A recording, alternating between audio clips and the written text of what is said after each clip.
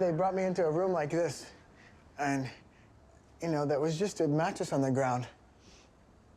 3 of them sat down on a bed that was right here, and I sat down on a mattress like this. There was 3 of them over there, and the 4th came over and sat down next to me here. And they said, why don't you do an interview with this guy here? They set up a tripod with their little camera. They told me that they had worked as journalists on behalf of the Free Syrian Army. So I figured perhaps they're filming something that they can use in some later film clip or something. And this guy, I asked him questions like, what was the happiest day of the war for you? What was the saddest? What made you participate in the revolution? Questions like that for 20 minutes. And I looked at him at the end and I go, I'm done, I don't have any more questions. I looked at the guys with the camera. And one of them stood up, he goes, Yalla ya shabab, should we go, boys? And then all 3 stood up. They walked over to me. And one guy kicked me really hard in the face like this. My head jerked back. And then they're all stamping on me and kicking on me and jumping on me. And then I heard somebody say, put on the handcuffs. Put on the handcuffs. They cuffed me behind my back like this. And then they tied my legs up. And they said, we're from the Al-Qaeda organization, the name Al-Qaeda, and you're our prisoner now. Then they all started laughing. You know, they thought it was the funniest thing in the world. I'm thinking, I committed suicide, but I'm still alive.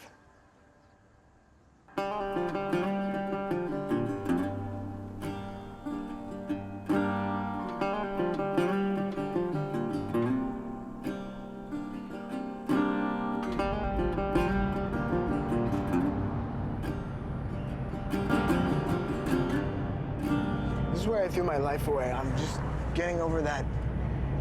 It's like the precipice that I walked up to and then I actually jumped. And now I'm back in a safe place. I'm thinking, why did I ever jump? That's so crazy, so stupid. Syrians use this city, Antakya. It's like a rear camp for their revolution. All the Al-Qaeda guards, they would say, oh, I gotta go up to Turkey today. Goodbye, I gotta go to Turkey. What are you doing? Oh, I'm just buying some supplies. Because the border is so porous, and I'm sure it still is so porous. So I'm anticipating seeing some of my old Jabhat and Nusra buddies walking around buying shampoo. You know, they gotta take care of their hair. It'd be interesting to see who we see.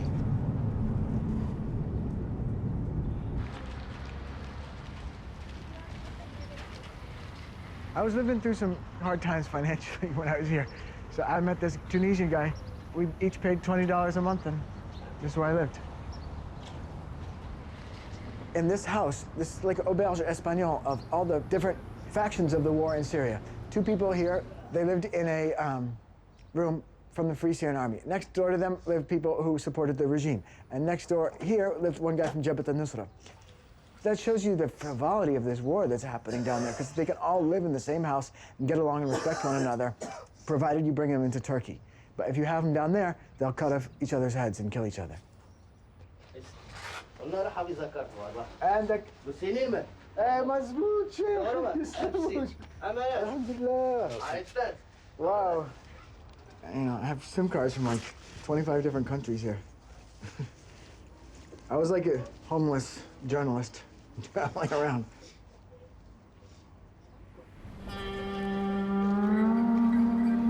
In Syria, you're living in this whole field of secret symbols. People wearing little lockets, people wearing their hair a certain way, they wear their veil a certain way. And they're broadcasting messages about their religious identity. At the time, there was a huge community of journalists here in Antakya. And I thought, they don't really understand these religious codes. And furthermore, they can't speak the language. They're just at sea. Me, I can swim in the ocean.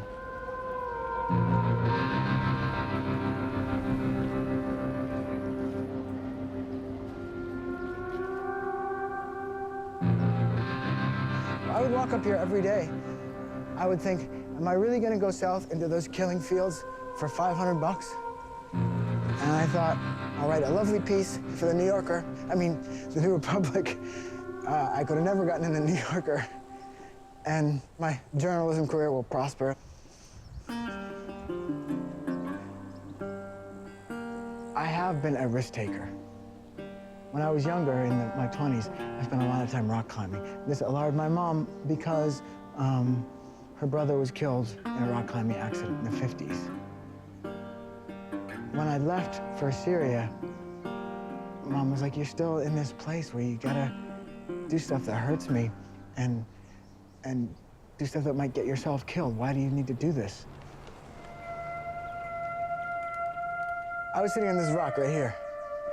I had some self-esteem issues because I was having so little career success. I was looking at the ants and I'm going, that ant has a more interesting life than me.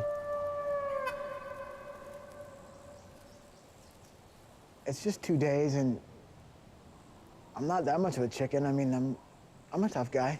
I can handle it. And I looked at the ants some more. And then without really thinking about it, I stood up and walked down and went to meet the people who kidnapped me at the hotel. They told me they were university students. They spoke proper, well-educated Arabic. I trusted them. And they turned up right on time. So did I, and off we went. It was very reliable kidnappers. I understood that I was going to follow some refugees back into Syria, and I was going to write about the adverse conditions in the camps.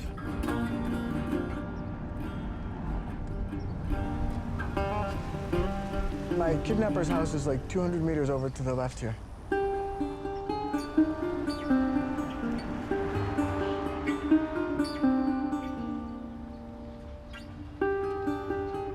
We came here and had tea and hung out until the sun was about to go down so that we could sneak into Syria in the darkness.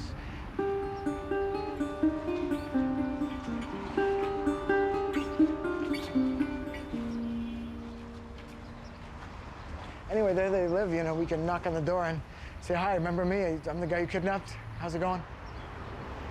They tortured me too, these guys. They live right here. They're part of my torture. So it'd be nice if we could just have some kind of reckoning or accounting. But nobody seems interested in pursuing them except us. FBI said, well, we communicate our intelligence to Turkey. It's up to them. There's clearly some kind of hornet's nest they don't want to put their hands in here.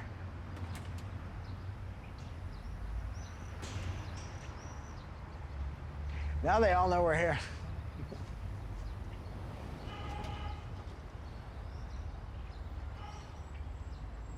السلام عليكم. بس سؤال إذا بتريد. أنت ساكن هون؟ ساكن هون؟ بس تفوت وتنزل يسار الشقة تبعك؟ بس بدي ترجم كلامك ماشي؟ They say that they live in this apartment, and the people that lived here beforehand, they left, and now it's these guys, and they didn't know the people who were here before. أنت شو شغلكم؟ أنت تشتغل مع الجيش الحر وتساعدهم. بشو شايف أنت مقاتل؟ شوية إيه. وأنت كمان؟ أنا خلصت جامعة بحلب، كنت عم بدرس بجامعة حلب، خلصت جامعة فانطلبت على الجيش. مشان الجيش، هربت من الجيش. They're both, you know, working with the resistance in Syria. And, you know, I asked him what he wanted to do with Bashar, بس تمسكوا. He said, I want to do lots of things. Okay. شكرا لك. شكرا. إن شاء الله بنشوفكم مستقبلا. مع السلامة.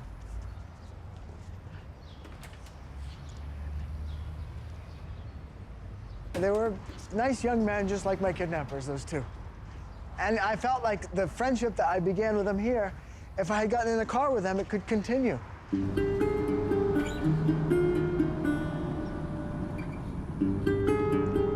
Oh, that is serious. Oh, that's serious, serious, serious.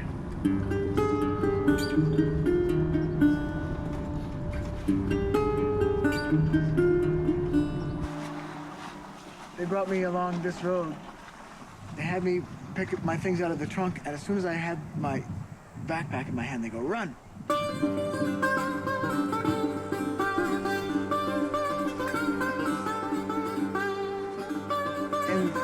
subsequent months, it was the enthusiasm and the speed with which I ran that came back to me. You're running to your death, you stupid idiot. How could you do this so voluntarily? I mean, I actually physically sprinted into the death zone.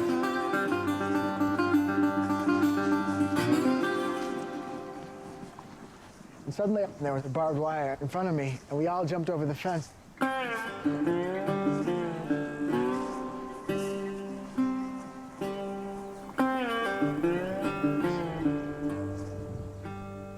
It occurred to me, now we're in Syria.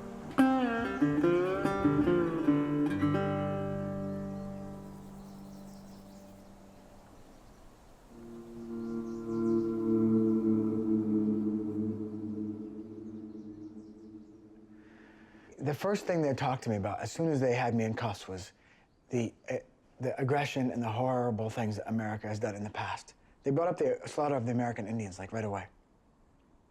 They brought up Hiroshima in those first 5 minutes. What did you do to the Japanese? I'm like, I wasn't alive, I'm sorry. They started pouring water over me. This is Guantanamo, Guantanamo, Guantanamo, Guantanamo. And then they had these cables, these steel cables. They were like this, whack, whack with the cables, whack against my hands, against my head. I'm like bleeding all down my head. Whack, whack, whack. You know, I was screaming at the top of my lungs, but we were out in an olive grove somewhere.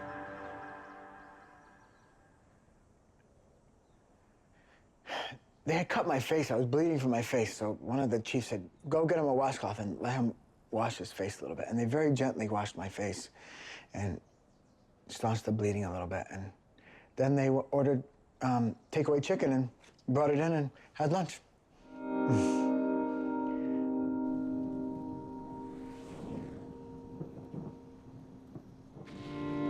There was an incredible thunderstorm that night, and there was also all kinds of artillery fire.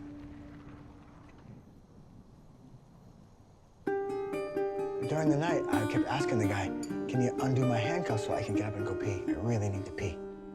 So I'm peeing like 4 or 5 times during this night. And maybe the 5th time, when he put the handcuffs back on me, he put them really loose. They were loose enough so I could slip out. So I waited for this guy to sleep. I could hear him, and I very quietly pulled my hand out of the handcuffs. And I stood up as if I was going to the bathroom. I stepped over his body, sleeping. I took 2 steps towards the door, and I looked back. They're both sleeping. And I ran out the door. I was terrified. I was shaking. I had never been so frightened in my life. And I stopped the car. I said, you gotta take me to the Free Syrian Army. Take me to the Free Syrian Army. The guy was like, okay, okay. He drove me, and I kissed his hand. I said, thank you. Kissed his hand, like, showed subservience and submission to this guy. He took me down. He goes, that black door over there. I ran up to the black door. Let me in. I'm a journalist. Help me, help me, help me. I thought the kidnappers were running after me. So I entered into their little police station. They're all asleep. I hid under their beds. That's what I'm afraid. They said, what are you doing? You're safety now. You're with us. You're with the Free Syrian Army. It's safe. So eventually I sat up on top of their beds. And they were listening to Feiruz and having a nice time. We had tea and falafel, and everything came back to normal. The kidnapper turned up at the police station. They had an argument for a little while, and then my kidnappers were standing in front of me. They said, come here. Come with us. They all had guns. You know, they had their handguns out like this. And they threw me in the back of a large truck. I heard them talking to a checkpoint, and suddenly, on the far side of the checkpoint, the guy hit the gas. They're so happy to get their American. And they started singing, our front is victorious. جبهتنا منصورة سلامي على النصرة سلامي على الكفر منتصرة بعبارة مختصرة جبهتنا منصورة بعبارة مختصرة جبهتنا منصورة ننظر لها بإعجاب وجبهتنا منصورة.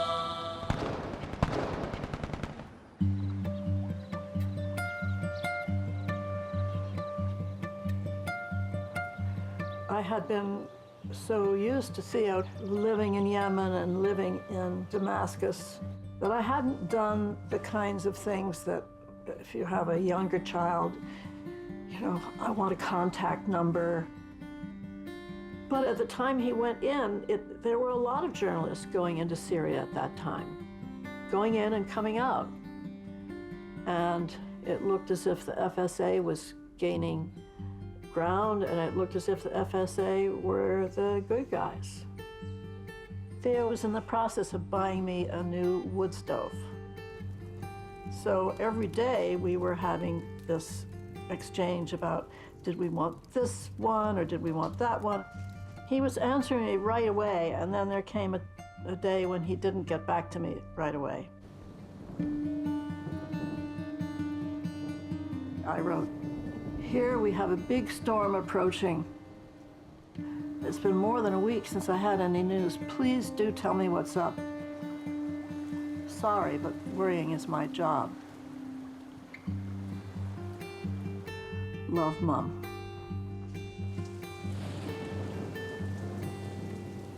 Outside, the storm was raging and the trees were going all over the place. Everybody was supposed to stay home because of the danger of being out of doors. I got an email from Theo. The subject line was, "Hey," which sounded like Theo, but there was no message. What I immediately thought was that he had gone to an internet cafe to send me a message and that there had been a bomb or he had been arrested. And I was all alone and frantic. I was just passing an apple tree that had a huge limb sheared off of it. It was on the ground. And my phone rang, and it was Nancy, and she said, "I've been trying to call you at home. I couldn't reach you." And I said, "Yes, our phone is out. Tell me." And I immediately sensed something in her voice, this rivulet of anxiety that I picked up on right away.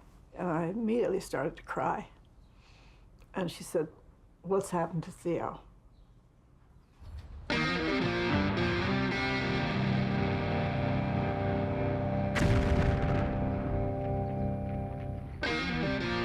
This place was clearly under attack. Bombs, shelling, bombs, fighting, firefights, the middle of a war zone. And there'd be people down the hall being tortured. I'm like, this is gonna be ugly when they finally kill me.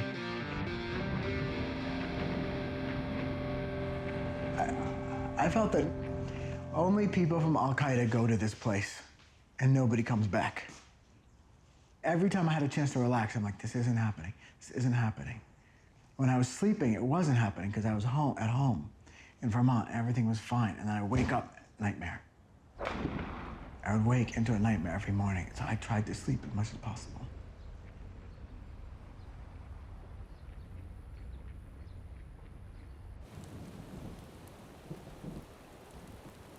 I called the Boston FBI and I said, "My son is a journalist, is missing in Syria."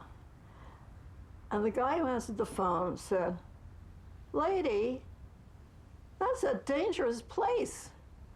What's he doing there?" I said, "Well, he's a writer. He's writing about..." "Well, I didn't ask him to go there. What do you expect me to do?"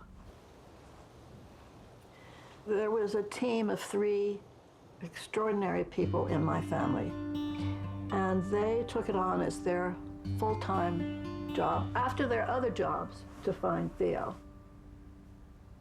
In the early days, the 3 of us were contacting everybody that we could think of in the journalism world, in any connection that we had in the government, and aid agencies. Nobody knew what had happened. And that waiting, that watching, that hoping, it was such a difficult time. They were so cruel to me, especially at first. I was terrified of my guards. They wanted me to be in terror, you know? Their specialty is just keeping you in a state of constant terror. The guy that I was afraid of, he hadn't really hit me much, but he had been very abrupt and cruel in his speech to me.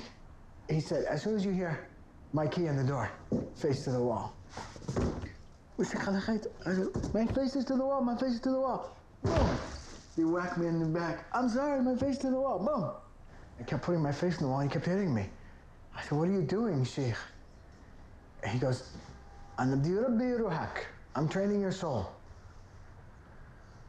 One day he came in and he goes, prepare yourself to be executed in the Islamic manner in 5 minutes. And I thought, gee, that's not good.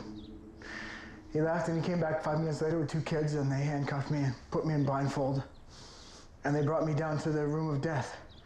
The room of death is the torture room. I don't know if they were killing people in there or not. I know they were torturing people in there. On the way to the room of death, he brought me into the bathroom, and there was a room, there was a window at the kind of high up in the bathroom. He goes, look out this window. Out there is the sun. This is the last time you'll see the sun. Do you understand? I said, yes. When you walked in, you saw the chains that they used to whip people with, the handcuffs, and the cables, and the electricity, the batteries, and ropes.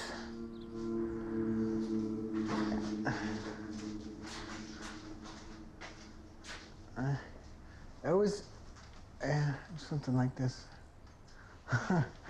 Thank you. And they had me stand on a little stepladder.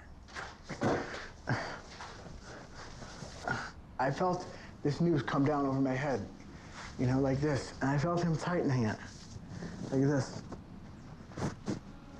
He snugged it right up like this. You know, but my hands were back here, tied like this. And I was trying not to fall over, because if you fall over, you're like, you could die right now. He's like walking around on the ground in front of me, like walking around among the boilers and the chains and the handcuffs and everything. The 2 kids are on either side of me. One of them whispered, goes, in English, he goes, we kill you now.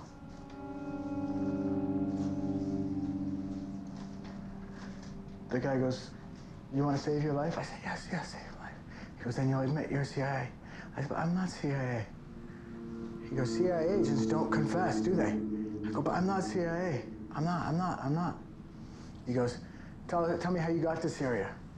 And I said, airplane. Where did you fly out of? Montreal. He goes, are the girls prettier there? I go, it's the same. He goes, where'd you fly to? Istanbul. Why Istanbul?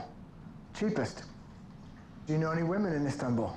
I said, yes, one. What's her name? Inchi. Did you sleep with her? No. Liar. He goes, do you know any women in Syria? Yes. What are their names? I told him their names. Did you sleep with them? No. It was like this for 40 minutes about my sex life. And then we heard somebody call the prayer in the hallway, and he took the noose off, and I backed down, and I was alive again. Then they put me back in my cell, and the next day they came for the real torture began. When they do an official torture thing, they lock you into a tire, like this. They put a used tire around your knees, and then they put a stick through here, like underneath your knees and over the sidewalls of the tire. So you can't straighten your legs. And then they roll you over. So you're like this, on the ground. And then they just start hitting you, mostly on the soles of your feet, but, you know, across the back of your head, across your back, across your hands. It's just like this. And the one guy is kind of, you can see him, and he's just walking around, really mellow, asking questions. And the other, you know, maybe get 5 or 6 kids hitting you. Little kids, like some of them are 10 years old.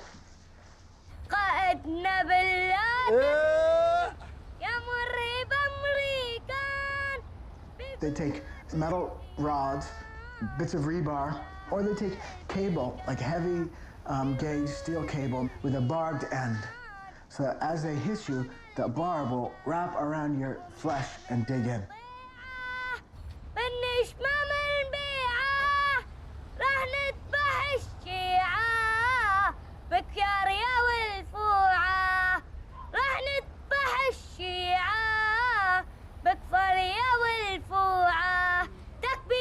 Allahu Akbar!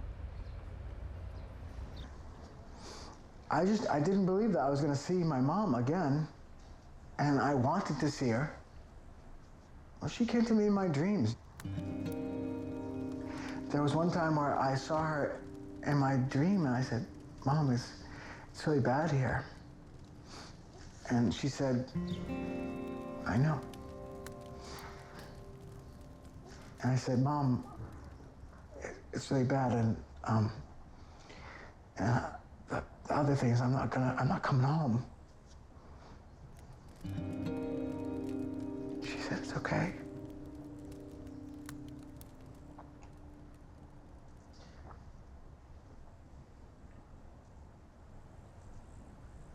I mean, after it was just seemed to be getting worse and worse and worse. And I was in this nether world that was only cruelty.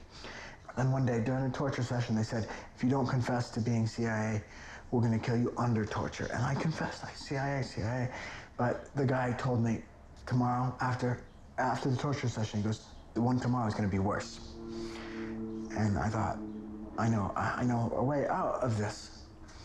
And they had given me a bandana. So I tied this clove hitch around my neck.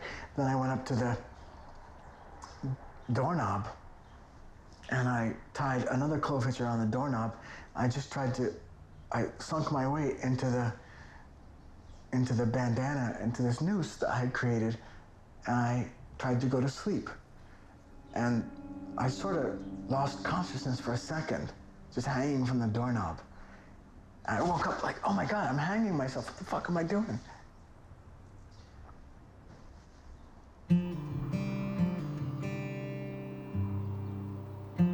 That first winter, it was bleak, really, really bleak. We explored every avenue that we could think of.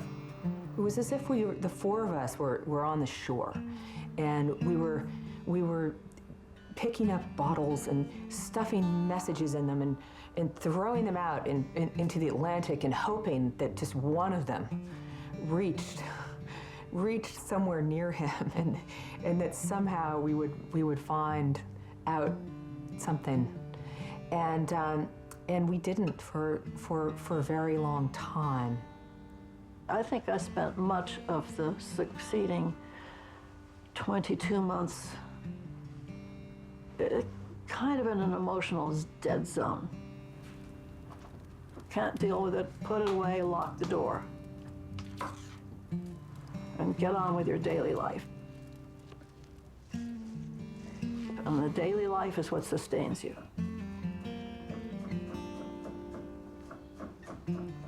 A month after Theo was taken, James Foley was taken. So we just ask his captors to recognize his innocence and his desire to help the Syrian people, and to please have mercy and let him be free. A very kind woman at the International Red Cross said, there's another New England family that's missing their journalist's son, and you might like to talk to one another. That made a big difference for me, and I think for her too, because we understood each other's situation, and we became very close through this whole thing. Diane Foley and I used to say, you know, when they get out, they are going to be such good buddies, because they're both from northern New England and they love the out of doors, and they're both teachers and writers. So, you know, they're going to be friends forever.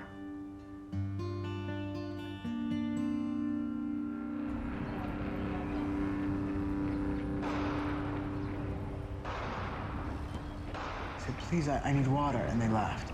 Please, I need to go to the bathroom, they laughed. You know, and when they came into the cell, they would just kick me. They would throw my food at me. I was too afraid to knock on the door to go to the bathroom. I went pee over here. And they beat the shit out of me for that. I would ask them, you know, can you give me another cellmate? Because I was in there for 3 months by myself, like all day, every day, at first, just staring at the walls. And can I talk to somebody? Give me another prisoner. They open the door, and this guy shoots up. And his beard's out to here, and he's dirty, and Muhammad's just like, a medicee, like you. 35-year-old photographer Matthew Shrier says Al-Qaeda thrashed him in Syria as he tried to tell the story of Syrian rebels through pictures. Yeah. You know, we were in the same jail cell for 7 months together. He was extraordinarily hostile and aggressive, and it turned aggressive, you know, within 24 hours. He was in my face screaming at me. He would storm and rant and rave and, you know, for hours and hours and hours on end, just ranting at me. What a fucking loser I was, how fucking stupid, you motherfucker. Over and over for hours and hours and hours. And then he would cry. And then he would say, "You're driving me crazy." I'd be like, "I'm sorry, but we're in the Al-Qaeda jail, and Al-Qaeda guys, they're doing it to you. They're driving you crazy, not me." After maybe 4 months, they brought us from the bottom of an underground warehouse where we really had no escape options to the basement of the Department of Motor Vehicles in a little neighborhood in Aleppo called Schisgall. And we found pretty quickly that we could begin to bend back some of the wires in the window. And as soon as we bent back, the first thing we go, this could work.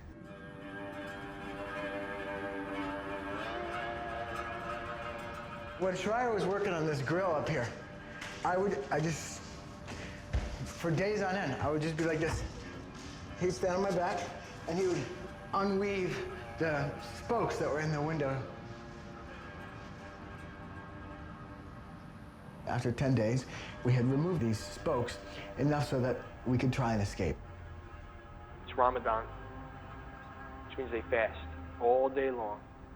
Nobody wants to go through that, so they sleep. So the plan was, and we wait till right before sunrise, and then we can break, because they'll be sleeping.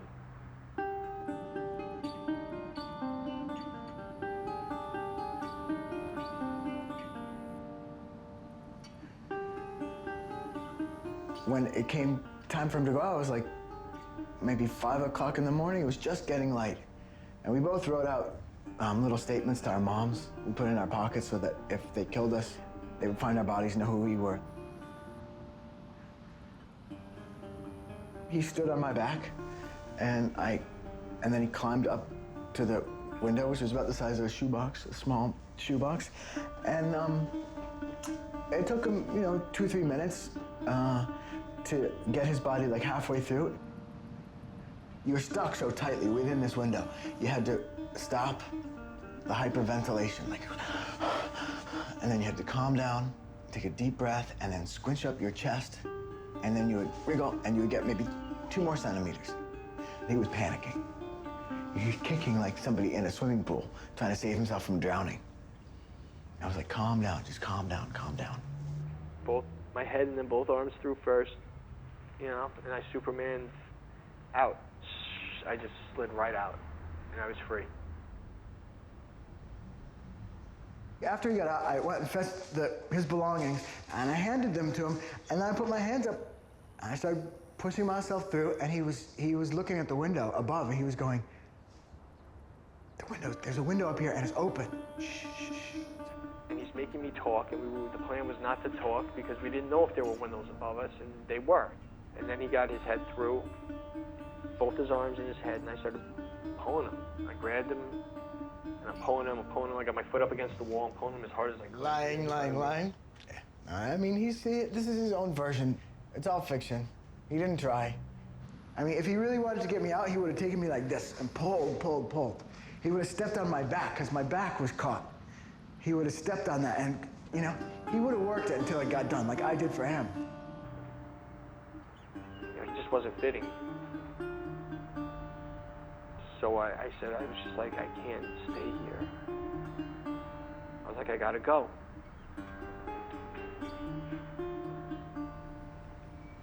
And he was like, come back. And I said, I can't come back. And I said, I'll get help.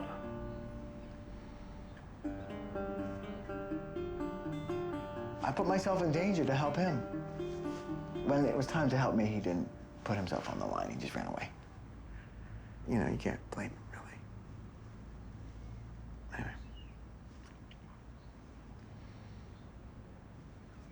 Anyway. I was so close, you know, I was so fucking close.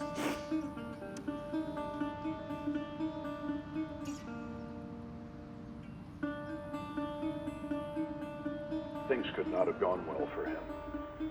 No. Once they figured out you were gone. No.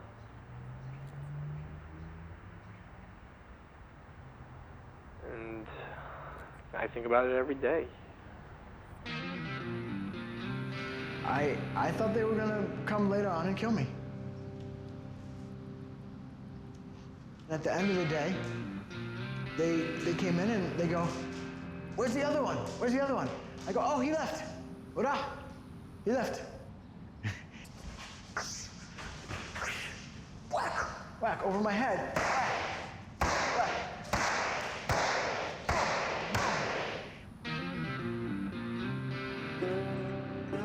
I got up off the ground after the chains and the cables and stuff, and he goes, reenact this escape. So I reenacted in such a way that I was not here helping Schreier. I was over there by the door. I was banging on the door. Nobody came. I said, I want to be released with my honor. I don't want to go out like a rat. I want to be, you know, judge before judge. I didn't do anything wrong. Then the commander asked, how did he get up to the window? I said, he built a ladder out of T-shirts. One of the soldiers goes, where's the ladder? And the commander goes, he took it with him. I said, yes, he took it with him.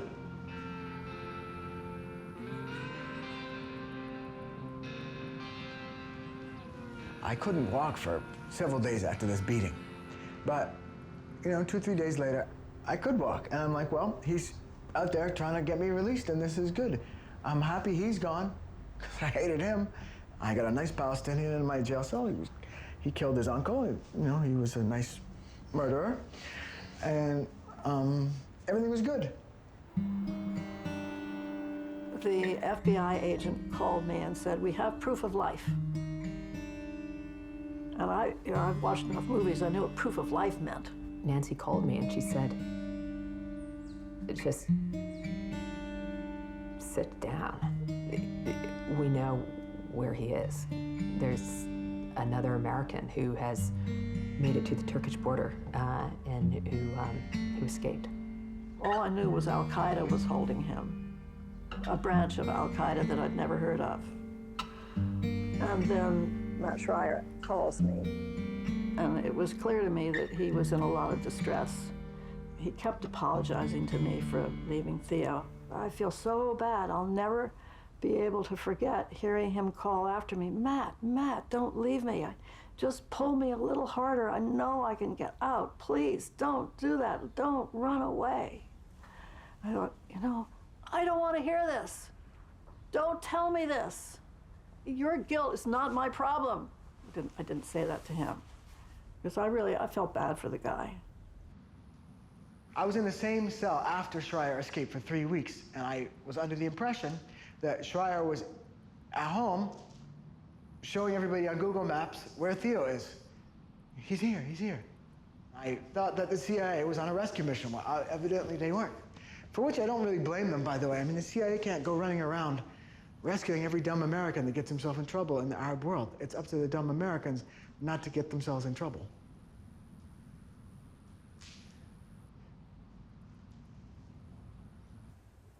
Matt Schreier was interviewed by the New York Times.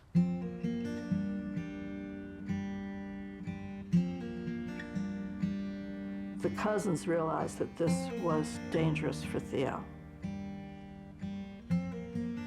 We were so concerned about how Theo's role in Matt's escape would be received by his captors, and very worried that it would have further imperiled his life. Al-Qaeda people, the way, they don't read the New York Times. However, on the Arabic TV, they do a media review summary, and they often say, such and such thing happened and was written about in the New York Times. So it's conceivable they could have gotten wind of what had happened through watching, Arabic TV. Or they could have watched CNN, which they get over there. They shot right out. But it wasn't as easy for the other American, who we're not naming for his safety. Except it's on the screen.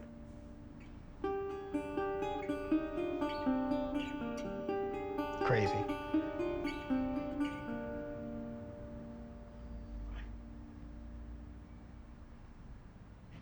After 3 weeks, they came.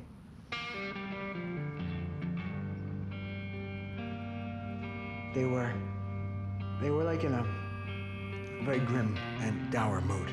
They just opened the door, they go, Dad, come, Dad, like that. You lied to us.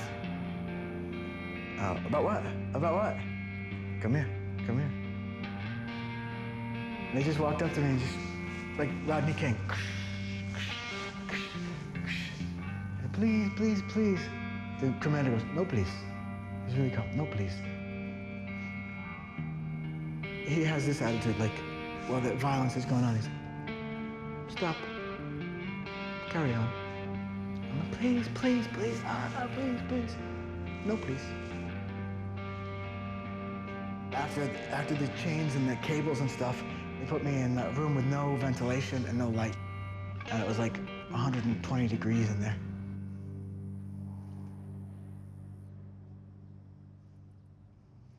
They bound me hands and legs, and I couldn't stand up. I had to just lie on the ground because my legs were cuffed too tightly together. 45 days like that. Even the other Jabhat al-Nusra guys were like, man, that's tough. Why are they doing like this, dude? And the other guys were, we don't know. Orders. After 45 days, they brought me to a heat box out in Deir ez-Zor.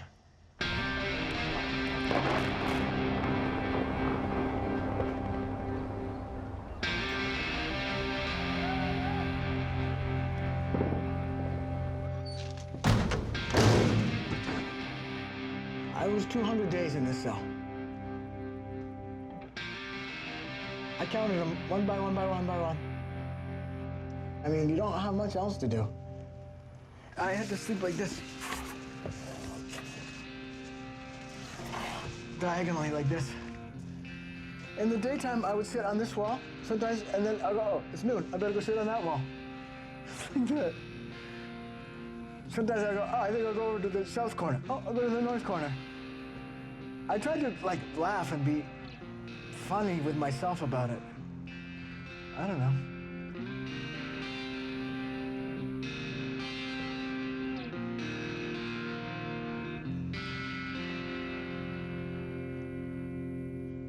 The guards, part of their strategy is to reduce you to absolute nothing. You're dependent on them for...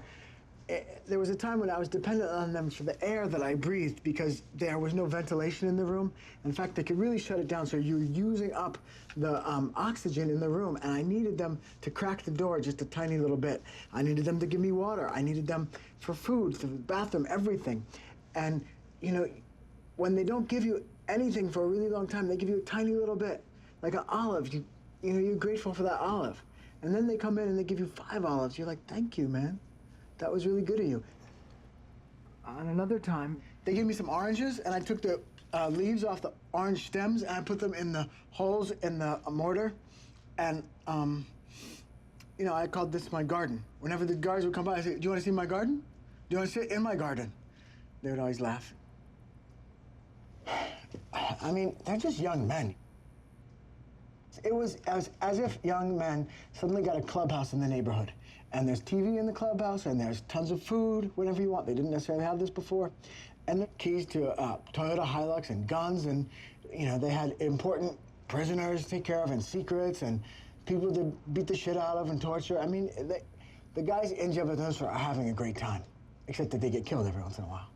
But most of them are having fun. There's a lot of fun in the jihad.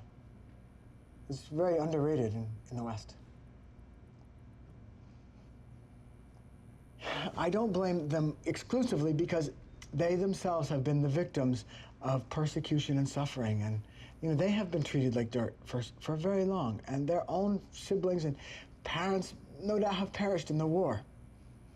So it's a cycle of just hatred. And I refuse to capitulate to that or to participate in it in any way. There was one guy named Abu Hamza. I liked him. This guy, he made a special effort for me. He brought me tuna. And he could speak a little bit of English. He was always watching, like, American movies and telling me about the movies he saw. One day he came into my cell, he goes, Robert De Niro, is he Jewish? I go, Italian, I think he's Italian. He wanted to work at the UN afterwards. I said, I'll find you a job at the UN, just let me go. And he's like, I'm gonna work on it. Before I leave Deir ez-Zor, I will get you out of jail.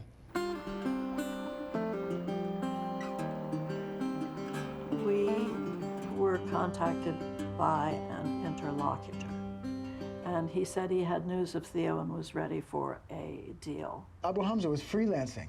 We learned subsequently, I mean, he was calling up some contacts of his in Jordan, and they were calling up the U.S. Embassy, and the U.S. Embassy said, all right, we can put you in touch with Nancy if you like. And they only wanted to deal with the United States government. Well, they didn't have an option. It's very clear. The United States government does not negotiate and does not pay ransom. So they had to keep talking to us. My mom wanted to know that Abu Hamza actually was in touch with me. So they had Abu Hamza take pictures of me and send them to my mom. And they did. And then they asked a proof of life question.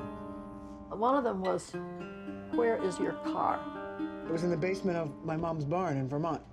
Where did your grandfather teach? How did his uncle die? One night, they brought me out of this cell into the guards' room, and they asked me these questions, and it seemed like Abu Hamza was chatting on Skype to somebody in the States. He was laughing and chatting and laughing and chatting. And meanwhile, I was with another guard named Abdurrahman, and we were watching suicide videos. The first sum was put out there, starting at $5 million and then to 5 million euros. Oh, I really meant 5 million euros, because I need a commission, is what he had said. We did make an offer. We had an opening bid. I had an idea of what I could afford, and I wasn't going to sell my house or bankrupt my family because I've got other people to worry about. Because I thought it was simply a matter of arriving at a mutually agreeable price. Abu Hamza suddenly closed the computer. He goes, oh, time to go back to your cell. Tomorrow, he was like, it'll be 2 days, 2-3 days, and then off you go. He closed his computer, and I went back to my cell, and he vanished.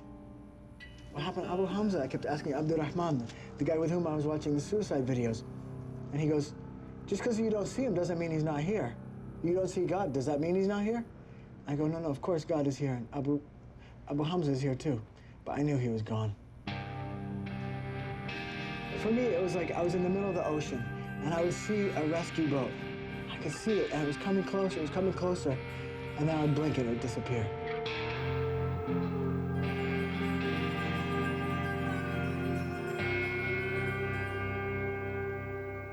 There was no follow-up. I don't know what happened. Then I had to worry about how are they treating him? When are they? I knew that he was being tortured. What were they going to do with him? What next? What's going to happen? Why do they want this person?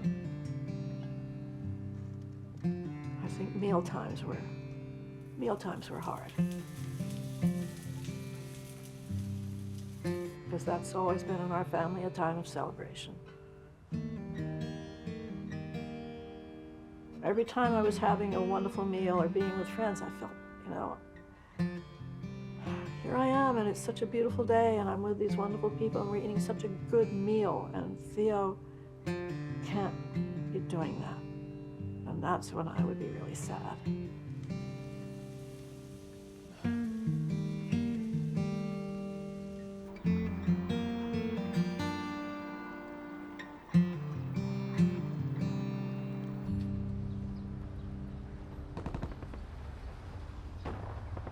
if you had to live in this jail cell for 200 days with no sense of ever possibly maybe getting out, it's like being buried alive.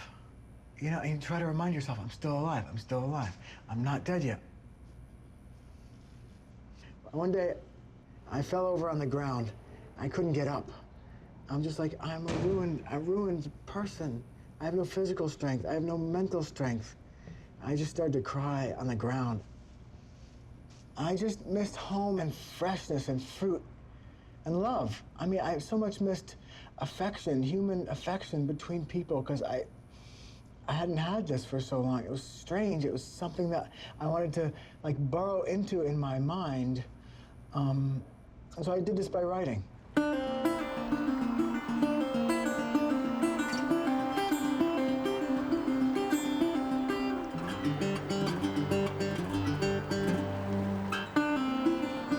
Events and people and places came to me, and suddenly I was writing a novel. I set the whole thing in Vermont. When I think of home, this is what I think of. This house right here, these woods, this barn.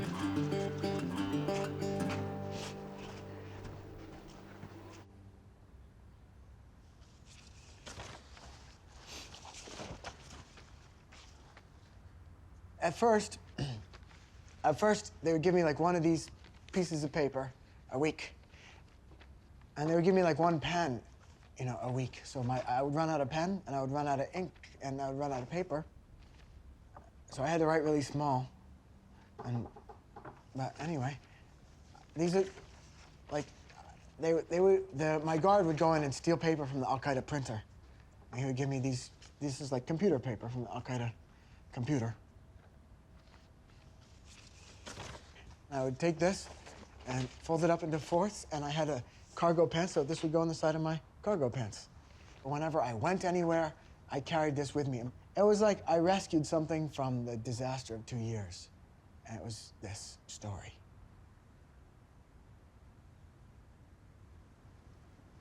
The Al-Qaeda guys, they had never seen anybody writing this much. They were curious about what the hell was going on in my cell. They kept poking through their heads to the food hatch. They would say, "What are you writing?" I would say, "Well, I'm writing a story." "What is it about?" "Let me read to you." When I was 16, my girlfriend, who was known in our town as the pretty daughter of the local cult leader, burned down the village church.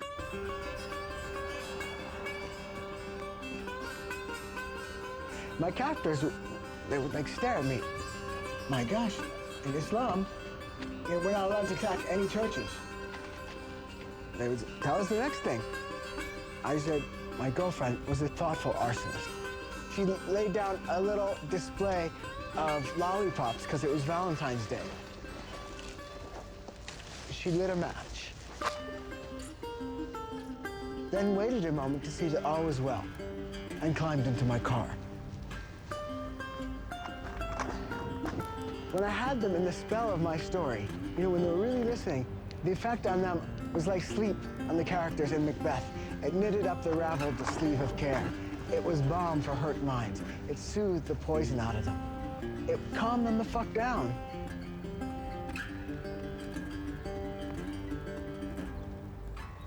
It was 50-50 if I was gonna live or die. So I was not creating this book in order to publish it. I was creating it to have something to do today.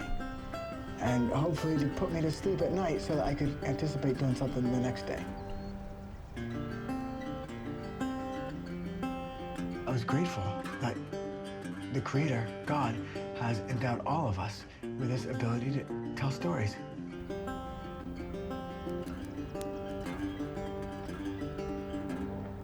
Pretty. They wanted me to cut to the dirty parts. They wanted me to get to, where do you have sex with her? But I included that, believe me, it's in here. It's in here because that is something I was interested in, something they were interested in, I think the world's interested in. So I put the, not really dirty, but romance and love leading to sex. I put that in my book. And in Islam, oftentimes that leads to punishment. So I put that in here too. Gypsy has her blindfold on. They're two kids, 10-year-old kids with cables in their hands. Nando has a cable in his hand. You are under arrest. Do you understand? She takes off her blindfold. I say, kneel. She goes, what? Whack. Whack. You hit her on the back of the neck like this. She falls forward on her knees. This is an investigation. Whack. She's screaming. They go, don't scream. She screams, don't scream. Whack. Whack. Whack.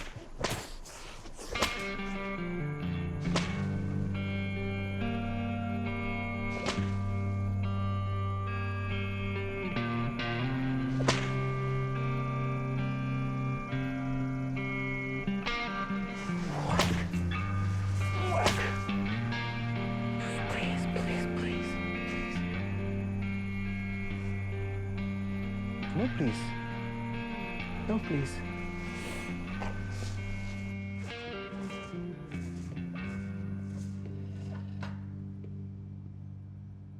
One time I had a little plastic zip tie. I could inch my zip tie around like this and undo the little clasp here.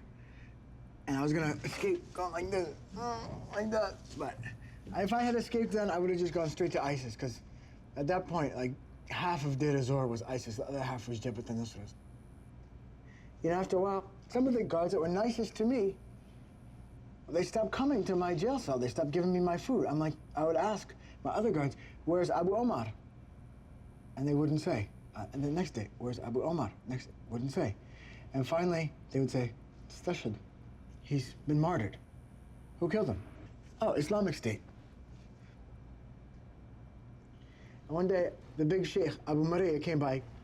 I knew he was a very important man because all the other guards stopped talking. You know, he looks like a sheikh. He's very elaborate, long hair. He moves very slowly. I'm the leader of Al-Qaeda in Syria. And we are Al-Qaeda, and I'm the leader of Al-Qaeda. Do you understand who I am? I go, leader of Al-Qaeda. He goes, we're going to Dara, across the desert.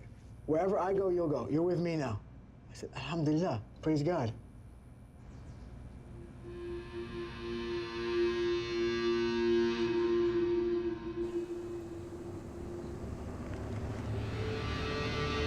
In the morning, like 60 cars lined up at the edge of the desert. There's 200 of us. Everybody's got tons of ammunition, suicide belts, grenades. Like, we had bags of grenades in our car. After the dawn prayer, Abu Maria walked to the front of his army with a handgun and fired in the air, and we were gone.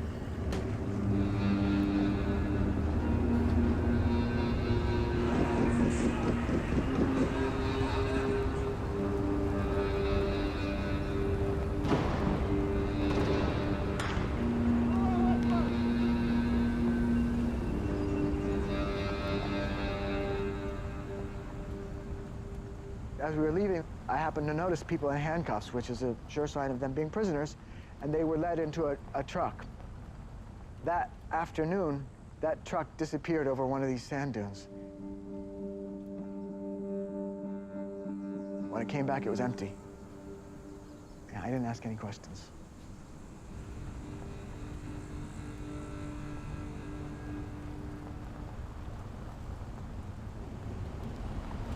We had to leave Deir ez-Zor because for months, Abu Bakr al-Baghdadi, the ISIS commander, had been fighting with his best childhood friend, Abu Maria al-Qahtani, the Jabhat al-Nusra commander. They had had a little fight over oil, the oil revenues. They had pitched their armies against one another, and the army that was holding me, Jabhat al-Nusra, had lost this battle. We fled into the desert basically in the middle of the night with all of our belongings and ISIS at our heels.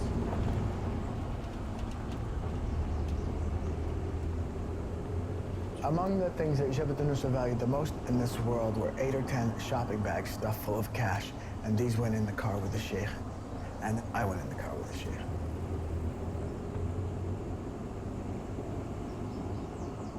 Every day, whenever I had an opportunity to speak to him, I would try to keep quiet and adopt a submissive and interested posture, which I was interested in the grievances of an Al-Qaeda leader. I wanted to hear them. The first thing he told me was, ISIS makes me very sad. Makes me very sad. Because they had killed a lot of his best friends from the jihad in Iraq, and perhaps before that in Afghanistan. It's difficult to be a Al-Qaeda leader. It's like wife and kids are in some faraway country. They could be arrested at any moment. The U.S. is trying to kill him with aerial drones. He couldn't really unburden himself of his sorrows in front of the other people, but when we were alone in the truck, he could talk openly. So he would tell me about his troubles with ISIS. He would tell me about his troubles with the U.S. government, how nobody understood him. You know, he was fighting on behalf of the Syrian people. He loved the religion of Islam. He loved, that's more than violence. He had been in jail for 4 years with the American government. They had oppressed him. And I was like, Abu Maria, you know, my sheikh, I'm very sorry to hear that you have all these troubles. Please explain more. Really, I had Joseph in the Bible in mind, because Joseph was taken out of the prison and he was allowed to talk to the Pharaoh. So that, and the reason why the Pharaoh loved Joseph was because Joseph could interpret his dreams.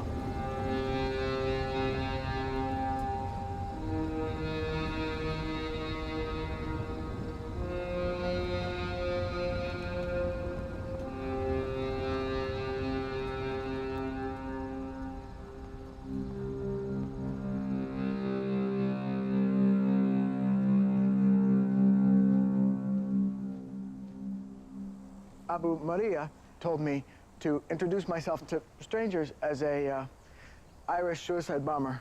I was Mustafa al-Irlandi, and I had come to Syria in order to blow myself up and help the revolution.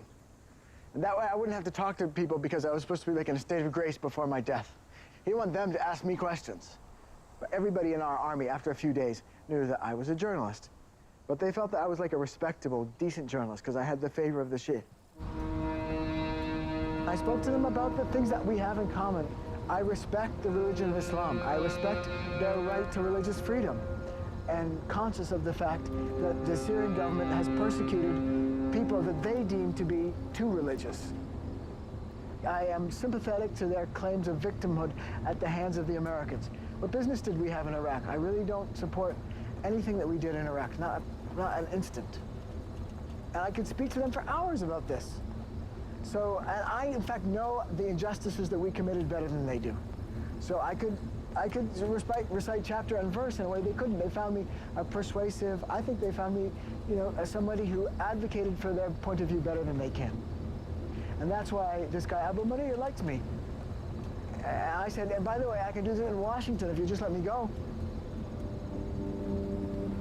And he said, okay, we'll let you go, we'll let you go. Just give us a few days.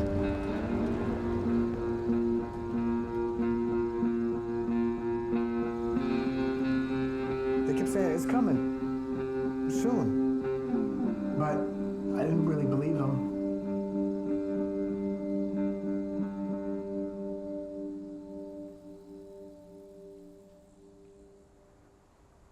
The last day that we were in the desert was a really stressful day because the planes came very close. Bashar al-Assad's Air Force was bombing us. ISIS was chasing us.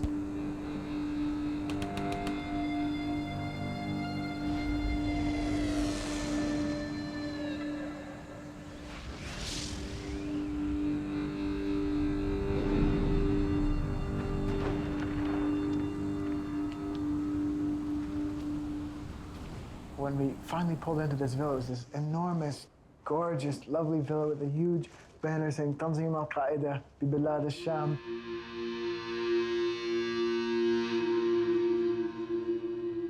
Within 5 minutes, we're all asleep because we were so exhausted, and we knew we were in a safe place.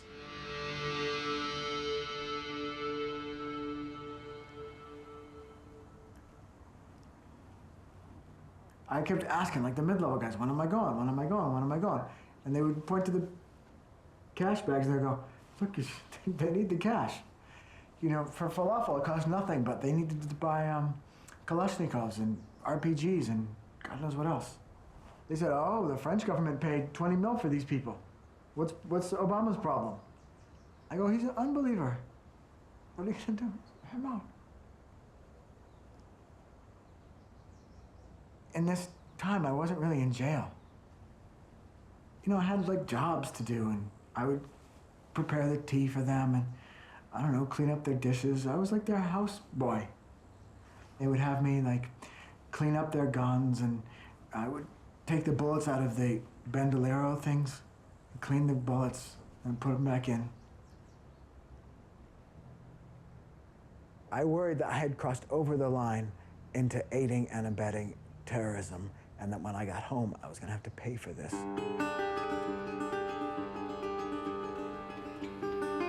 One morning, I cleaned up. They all crashed out in the TV room. The TV's going. I packed up all the trash. One fighter on the ground, he saw me going out in the courtyard. He goes, "Where are you going?" I go, "I'm just going out to deliver the trash shift to the courtyard." He goes, "Okay." I came back in. I sat down on my bed. I waited 15 minutes for him to sleep.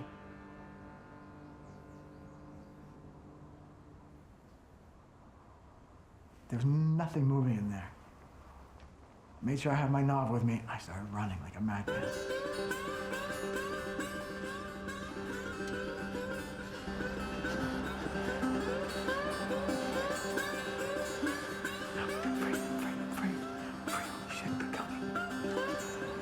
Finally, I got to the hospital. I said, "I'm an Irish journalist. Some people have kidnapped me. They're bad people. They're very religious. I don't know who they are." I said, "I need to call my office. BBC in London." They go, "BBC good, BBC very good. Just sit tight." Okay. And 10 minutes later, he opens the door. He goes, "Come here." And I stood up, and I walked out into the hallway, and then all the Jabhat al-Nusra guards were out there with black faces, their Kalashnikovs like this.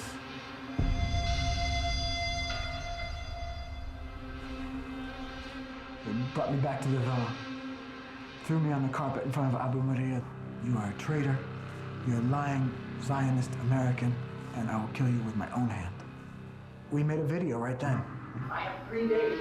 You're in 3 days to live. 3 days. And if you don't do anything, I'm finished. I'm dead. They will kill me." I tried not to contemplate what could happen. What's the point of thinking that your son might die? What happened next is always really hard to speak about, because it's such an incomprehensible tragedy. This is James Wright Foley, an American citizen of your country. As a government, you have been at the forefront of the aggression towards the Islamic State. You have plotted against us and gone far out of your way to find reasons to interfere in our affairs. Today, your military air force is attacking us daily in Iraq. Your strikes have caused casualties amongst Muslims. I was in the kitchen, and the phone rang. It was Amy. "Nancy, this is not good news."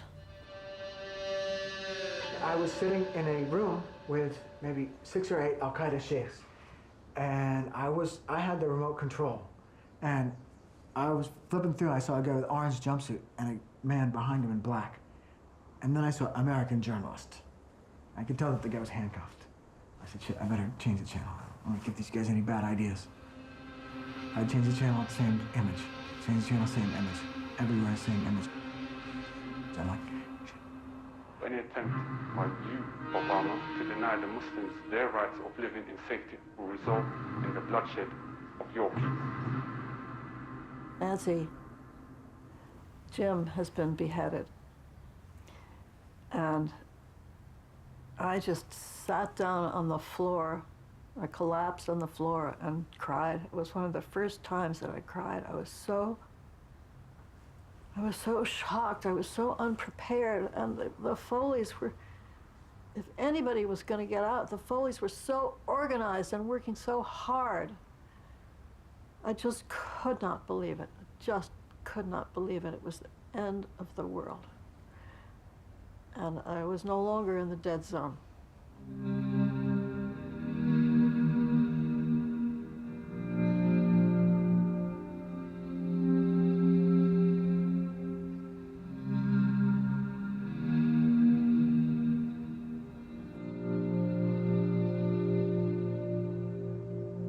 The Al-Qaeda people love to see somebody sticking their finger in the eye of the American government.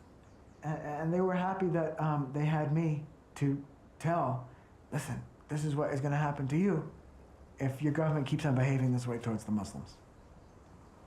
And I knew that it was going to be a big deal in America, because I knew that Americans don't really like to watch their own sons having their heads cut off for no reason in a desert in Syria. The United States could have done more on behalf of the Western and American hostages over there. And I really, really, really hope that in some way Jim's death pushes us to take another look at our policy to terrorist and hostage negotiations and rethink that. And after that, things began to move very swiftly.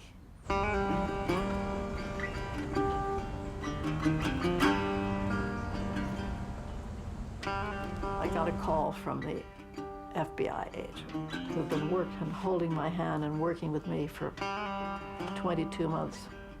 Nancy, what's Theo's shoe size? And at that point,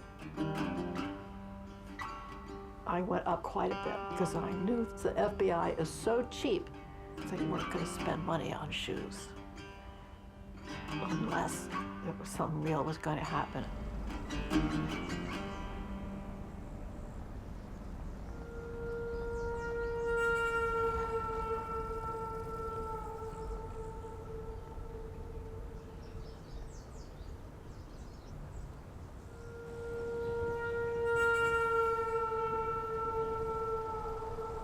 We drove to a little spot in the road where there was 2 UN trucks. They were standing right here, over here in front of this gate, by that bulldozer over there.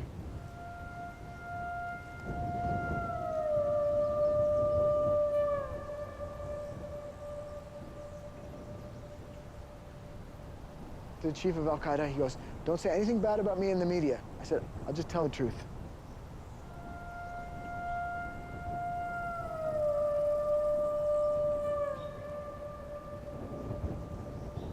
I jumped into the UN trucks. I hid on the ground because I thought they were going to open up fire on us. I heard the Philippines saying, "He's with us," on the radio. "He's with us, he's with us." I just started crying.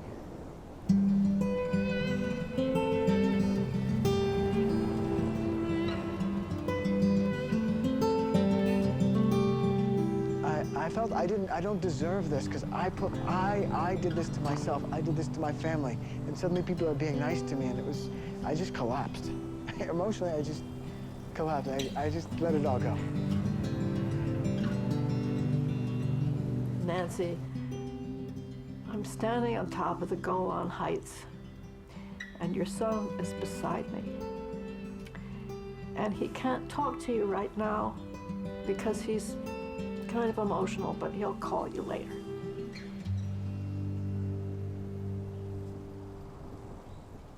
So the reason why they released me is because there were all these mechanical gears ready to be set in motion. But the U.S. government was not allowing them to be set in motion because they really don't believe that you should in any way make any kind of concessions or deals or nothing with any of these people over here. But as soon as they cut off James Foley's head, the U.S. government said, maybe we can set one little gear in motion. And the Qataris had all this infrastructure and communications and deals ready to be made. They made them. So within a week of James Foley's death, I was here, in the hands of the FBI.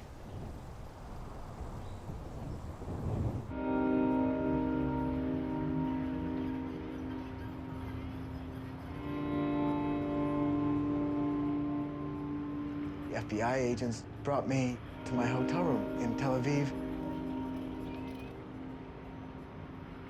They said, "Okay, now it would be good if you just slept in your bed tonight without going anywhere." And I turned on the TV, it said, "Hostage Peter Theo Curtis released." And I said, "Oh, that's me." And I looked at the door, and I go, "Oh my God, that door, it's probably not locked. There's probably no guard with their Kalashnikov out there." And as soon as that thought came through my brain, I was gone.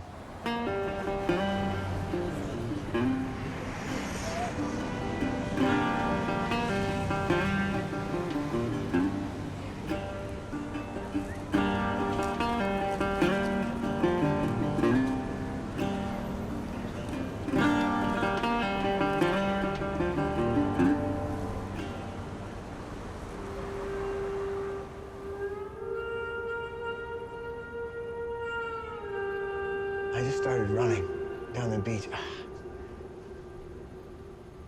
It felt like I was in a dream.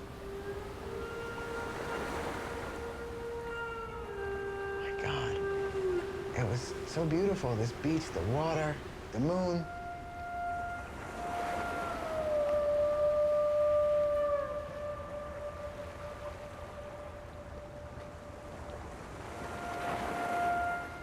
And I didn't want to sleep. I just wanted to talk to people. I wanted contact with human beings who were normal and not part of a terrorist organization. We were hanging out outside the hostels, having a couple beers and some cigarettes, and next thing we knew, there was a stranger that kind of walked out of the shadows or the darkness and just approached us.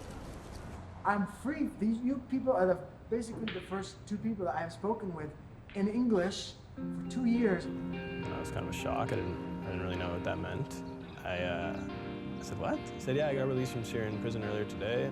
Did you come to Tel Aviv with this? No, this is FBI gave me all this. The clothes and all that stuff? It's the entire FBI outfit. Wow. I'm so happy to be here with you guys. And we're happy we're very happy you're here with us. Honestly, you're free, you do whatever you want. He started talking to us and didn't really stop. It's nice to meet people that remind me of how broad the world is. You guys have beautiful futures. You can go on to be professionals or have happy lives. I hope I don't. All three of us. Cheers. Cheers. All of us. Not just us.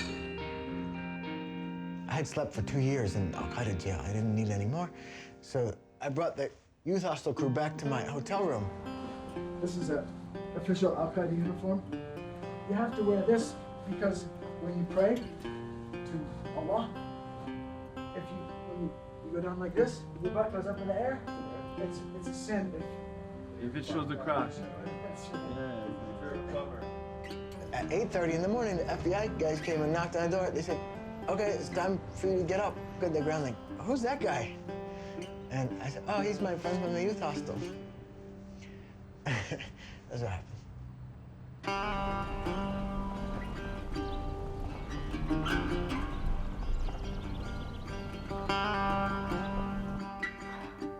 The Boston FBI people came to my house. Now, I already had the house was surrounded by media. I had to slip out the back door, and they drove me to Logan Airport through some back way that nobody knows exists, and we went directly onto the tarmac, and the plane came in, and Theo was ushered out, and we looked at one another, and I hugged him, and then they took some photos. You okay? You okay? Yeah, I'm fine, I'm fine. I don't think either one of us could afford a lot of emotion at that point. Everybody was so exhausted, we didn't have time for, you know, weeping and singing and dancing. It wasn't this whole trauma is over, just, we got through today.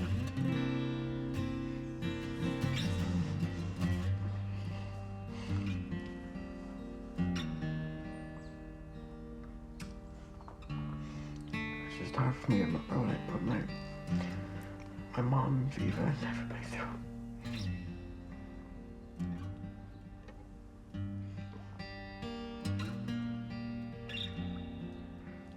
I was mad at the Al-Qaeda people for what they did to my mom, you know, and I wanted to tell them, you can do it to me, but you're doing it to a whole family. But they say you have done horrible things to our families. What they did to me is nothing compared to what American bombs have done to Iraqi and Syrian families now. And how do you respond to that?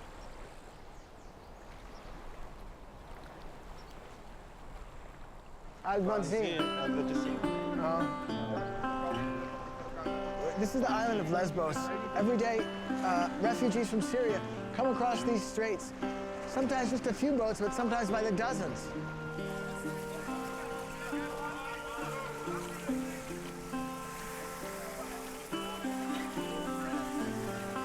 I came here to volunteer and to welcome them and to give them tea. That's what I'm doing. It makes me happy. بس في كان في بريكات الهون بس بدي اسالهم Do you have other doctors? This guy needs a doctor. بس من البرد ولا من الضغط؟ كان عندي مرض في الربو عندي. ايه. قلب. He has a problem in his lungs. He said there's also a problem in his heart. And my heart? Yeah. Early in my imprisonment, I used to lie on the floor of my cell. I would draw the blanket up over my head, and I would think about the things that had meant the most to me. You know, what had I really loved? Well, I thought about some girlfriends that I had had. I thought about my mom. I wish that I had loved other people more and they could have caught me. I wish I had allowed myself to be loved. If only this love had anchored me to life.